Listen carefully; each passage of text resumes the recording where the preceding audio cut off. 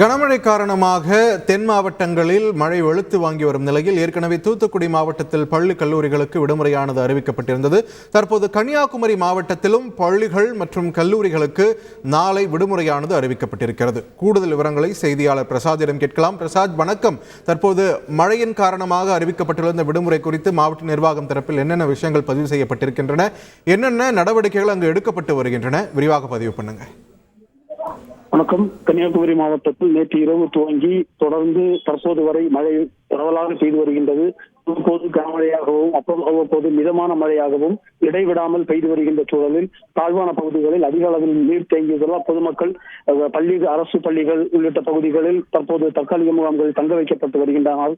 இதன் காரணமாக நாளையும் மழை தொடர வாய்ப்புள்ளதாக ஏற்கனவே வானிலை ஆய்வு மையம் தெரிவித்துள்ள சூழலில் தற்போது கன்னியாகுமரி மாவட்டத்தில் உள்ள பள்ளி கல்லூரி உள்ளிட்ட கல்வி நிறுவனங்களுக்கு விடுமுறை அளிக்கப்படுவதாக மாவட்ட ஆட்சியர் ஸ்ரீதர் அறிவித்துள்ளார். தொடர்ந்து இவர்களுக்கான தாழ்வான பகுதிகள் தங்கியிருக்கின்ற மக்களை மீட்டு தற்காலிக முகாம்களில் தங்க வைக்கின்ற ஏற்பாடுகள் மாவட்ட நிர்வாகம் நடைபெற்று மேற்கொள்ளப்பட்டு வருகின்றது.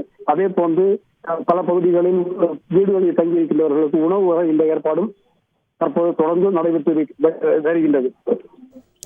நன்றி பிரசாத், உங்களுடைய விரிவான தகவல்களுக்கு. தூத்துக்குடி மற்றும் கன்னியாகுமரி 2 மாவட்டங்களிலும் நாளை பள்ளி மற்றும் கல்லூரிகளுக்கு விடுமுறையானது அறிவிக்கப்பட்டிருக்கிறது.